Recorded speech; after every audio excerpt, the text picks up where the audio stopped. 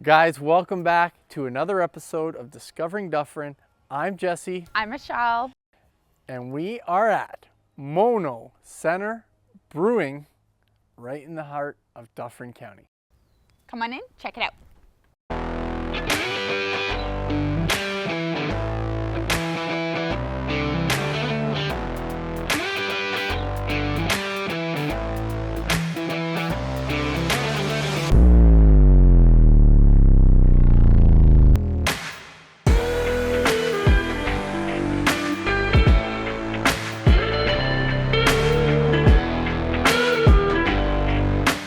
Amazing. So we're here with Zach, the owner of Mono Brewery. So thank you so much for having us today.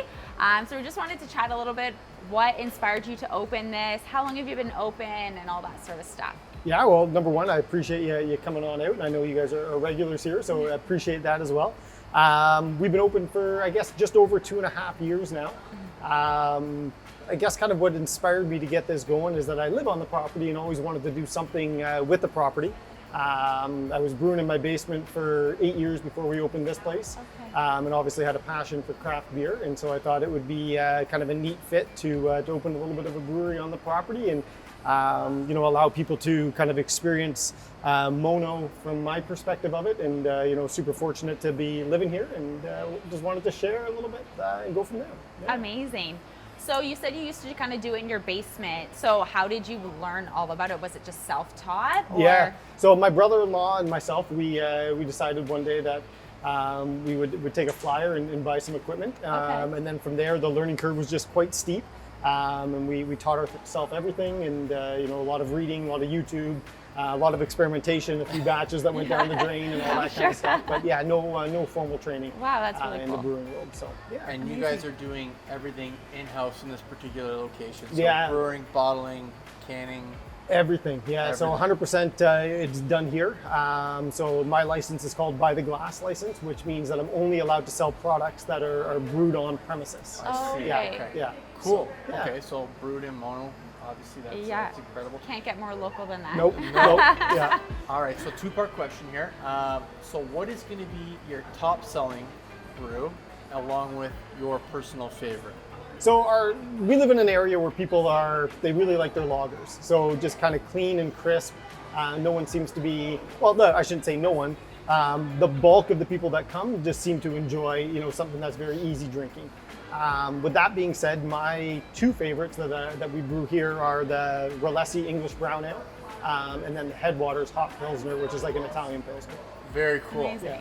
Now, can we get a behind-the-scenes look at the actual process For of sure. brewing? Yeah, it will just be me kind of like showing you or telling you what each vat does. Yeah. We just finished canning this morning, and so I got nothing actively going on right now, but we can take a peek behind the scenes there and kind of show you the layout of the brewery. Awesome, Well, if you perfect. want to get the line going, we're able to work. Yeah. By all means, free labor. But Excellent, anyway, excellent. let's take Yeah. it.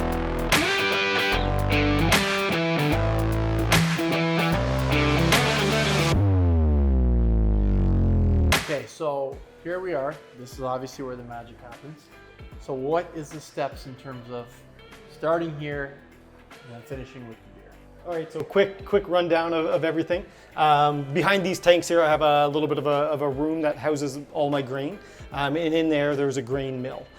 So we mill all our own grain. And then this white tube right here, I don't know if you can see it, it brings all the grain up via an auger, and then combines it with hot water from the HLT into this right here, which is called the mash tun. Okay. And so depending on your beer, you can do a number of different things in this mash tun, but typically what happens is that your grain and your hot water sit combined in there for a better part of an hour. Could be a little bit more, could be a little bit less. Sure. And the whole objective of that is to kind of get all of the sugars out of the grain, because that's eventually what the yeast want to eat in terms of converting it to alcohol. Okay, I see. Yeah. So it would sit in there for, let's say, an hour. It's very temperature sensitive, so you've got to make sure that when you are, it's called mashing in, that your temperatures are spot on. Okay. One of the challenges can be the ambient temperature of the building, because then your grain is also that temperature, so you're Right. kind of fluctuating with it. But you want to be very consistent with temperature, or else you will pull out different things from the grain, which could give some different flavors to your beer. So it doesn't lend itself to consistency if you're not really conscious on temperature. Right. Okay. From there, again, just a quick Coles note, it gets pumped over from here, so all the spent grain is left in this, and the liquid sugar solution called wort is taken and put into this boil kettle. And it's done through a series of pumps and valves that open it up. Typically, I transfer over about 1,300 liters. And then it boils anywhere from an hour to an hour 30, again, dependent on the beers. Okay. If you're somebody who likes a bitter beer, there's a lot of hop additives on this side. stage? Okay. Yeah. And so when you add hops to the hot side of beer, it extracts alpha acids. And from there, it gives a bitterness to the beer. So your West Coast IPAs typically have that. The new ESB that I brewed will have a nice bitterness to them. So lots of hops on the hot side of the beer. Okay. From there, after it's done boiling, it runs through a heat exchange. We're in a position where we don't have water on demand like maybe a lot of city breweries have. I'm on a well here, so I've got to be very cognizant of my water supply. So this right here just houses cold water.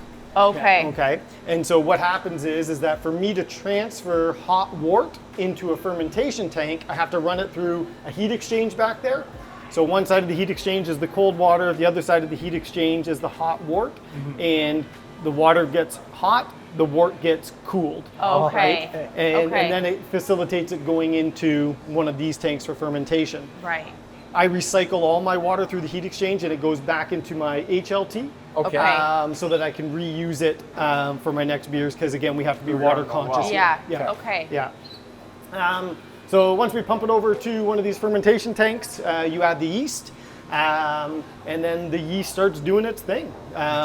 You've got to do a bunch of temperature control. That's why we got all these kind of cords hanging down. Yeah. These are all glycol jacketed, meaning that they're chilled to facilitate a certain temperature. As yeast eats sugar, it will have a tendency to heat up that wort that's inside. So you've got to make sure that your temperatures stay very consistent in there to have the yeast at its most active state. Back here, like I said, we got one that's just kind of going. This is going to be a new ESB that we brewed, which will be part of our Tiny Tank series, which is just kind of experimental, which should be a lot of fun. Beers will sit in here for anywhere from 3 weeks to 6 weeks. Wow. So all of my ales, we usually turn in around about 20 days. All of my pilsners and lagers, they're in there from anywhere from 5 to 6 weeks to facilitate that cold conditioning, which allows for that cool, crisp taste of a lager or a pilsner. Very cool. Yeah. And how often are you running these? So right now, I brew whenever I have an empty tank. Okay. So that's kind of the bottom line. We're coming up to our busy season. You know, I average about, I would say about close to 60 brews a year, so just over one a week. Okay. But that's kind of where we're at to facilitate demand, and also to have those 16 different beers on tap that we have. For sure. Yeah. You just took my next question. I was just about to say how many beers on tap. Yeah. And I know you now have a sour and a seltzer. Yes. Okay, yeah. very cool. So we did the seltzer. It's kind of a bit of a work in art. Again, it came from the Tiny Tank. Yeah. So we're trying to perfect a bit of a seltzer, but we have one that's on draft right now, Pomelo Raspberry, that seems to be going over well for non-beer drinkers or for people who are gluten-free. Yeah, amazing. Now I got a curveball question for you. Fire away. If a group was to come unannounced, school bus, how many beers would it take to drink you dry? I have a sea can out there that's got an awful lot of beer in it. Oh, okay. So it would. I don't think a school bus would be able to do it. Okay. So noted. Yeah. The drink the dry place dry tour will not be. Yeah, this one will be. Yeah, I have at any given time I have about 100 kegs that are full. So that's 30-liter kegs. So right there, you're looking at substantial A lot of quantity of beer, Yeah. and then a number of cases as well to facilitate, the restaurant demand that we have. Okay, For very, sure. very cool. Yeah. And then just in terms of products that you guys have on tap, what's the lineup look like, and how many given beers will you typically have? So I think we try to make sure that we've got a wide variety, just to ensure that people coming in, that there's going to be something for everybody. I really try at all times to have about 16 beers on tap. I'm waiting on another draft tower so that I can also maybe bump up to 17. But I do kind of pride ourselves on making sure that we have easy drinking, very approachable beers. Nothing crazy far out in left field. There's some breweries around here that do a really good job of those, and I think that my niche market is just kind of really approachable, easy drinking beers. Very cool. And then from an event standpoint, I know you guys, have a lot of things going on. What are some events that typically will come through here? So we're trying to do live music about once a weekend, and don't quote me on that. It's not every weekend. It's kind of subject to availability of certain artists. So we do live music, whether it be indoor or outdoor. We've got the outdoor stage, and we're coming up to a really good season for that. I think we've got an exciting announcement coming, potentially involving a food truck that might be a permanent resident here on weekends. So that would be something that we're just kind of ironing out the last few details of that, but I look forward to it. And then we just got like a family-friendly environment where there's lots of games on the tables, or there's games outside, and just a really chill atmosphere. Well, yeah, we can definitely attest to the family-friendly component, because I know our kids have been here and they've terrorized the spot. All good. Drop off some board games. Yeah. I think we owe you a few, but. Okay, so now we're over in the canning section. So not only can you drink here, the beer here, and take it home, but it's also offered in some other local places as well. For sure, yeah. So we kind of did a little bit of a circle around our location, and the goal was to try to get into a few restaurants within like a 25-30 kilometer radius of the place. And some of those restaurants carry draft beer or cans. Okay. But yeah, we're slowly making headway into the restaurant scene. And if we're not in a restaurant that you frequent, then by all means just ask for it, and we'll see what can happen. Amazing. So how does this process here work? Yeah, so this is the most finicky process of them all. It can be very time consuming, and little nuances with it can be very frustrating. But it all starts with cans and our depalletizer right here. They come down this mechanism right here, which is called a twist rinse, and it sprays all the cans with ionized oxygen, and essentially that just destatifies a can and allows any particulate that's in a can to fall out.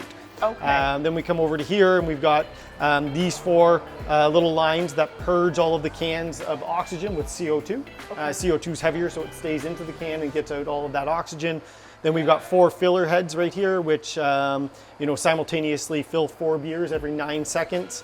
Drops a lid on it, seams it, rinses it, blow dries it, and then this machine right over here sticks a label on it.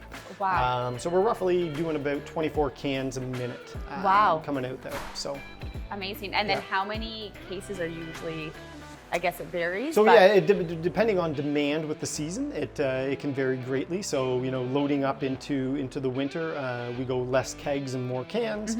But right now we're kind of in the position where we're bulking up on kegs, and maybe a few less cans.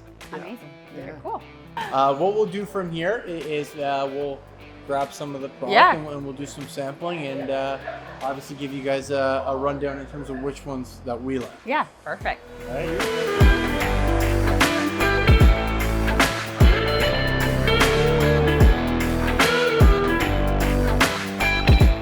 Cheers. Cheers. What do you have there? Okay, so I have number 4. Dave, what's it reading?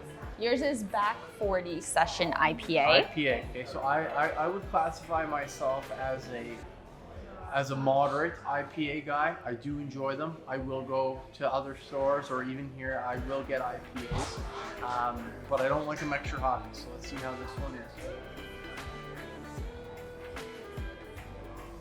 This is nice. This is quite nice. It's got a bit of a bite. I don't think you've had that one before. I don't believe that I have. Yeah. So this one is, it doesn't feel heavy. Yeah. I'm into it. I'm not gonna drink it all because we're married. So we will be. Oh, we're sharing? We're gonna share. Oh, We're okay. gonna do some sharing, Okay. Okay. Yeah, I like that actually. Okay. Yeah. So let's keep that in mind because we're gonna rank. Oh, them. we're gonna rank. Yeah, Okay. We're gonna rank. So we're Okay, gonna put okay. this back in the 4 spot. Okay, so then this one is number 14. It's the Split Rock Sour. So, oh, that's different. Oh, that's fun. Yeah. Summer fun. Yes, I feel like that's perfect I think summer. this is nice for summer. Yes, out there listening to a band, having some minis. That's a good one. Okay. Yeah. All right. Let's move on to 12. let's do 12. Okay, so this is High Point IPA. So this is the one you drink all the time. This is one I'm. So it's gonna be my dark horse for number 1. Yeah. Yeah, nothing new here. That's fantastic. It's a So if you so guys do solid come, pick. If you want Jesse's recommendation, it's gonna be number 12. Okay, now we're gonna go on to Okay. seltzer. Yeah, so this is their new one. It's pomelo raspberry. So let's try it. Oh, I like that. I like that because it's not super bubbly. I don't really like seltzers that are like Ooh, super bubbly. I like that. I think that Again, maybe summer on some vibes. ice. Summer vibes. Yeah. Sneak it into your netty. Okay, Okay, let's do some ranking. Okay. Let's do the power rankings here. So let's go with Michelle's first, and then I'll come in with the 2 hole. Okay, well, do you want me to do my whole round? My 1 to 4? Yeah, let's go 1 Okay. to 4. So my 1 to 4. Number 1, 12. Number 2 is the seltzer. Number 3 would be the other IPA, and number 4 would be the sour for me. Okay. No. So now Jesse's picks. Number 12. Okay, number 12 is going to be there for me. I do like the seltzers. I do love golf, so I find seltzers with some ice. It's a nice summer drink. So I'm going to put that at 5. If you like golf, that means you like seltzers? It's a nice on-course beverage. Oh, okay. Okay, but then I'm also going to then switch over to number 14. Summer is almost here. Okay, so this is a nice summer beer, and then followed by number 4 in the 4th spot. There we go. Okay, That's okay. Yeah, that's okay. No, that's okay. That's okay. Don't worry. That's okay.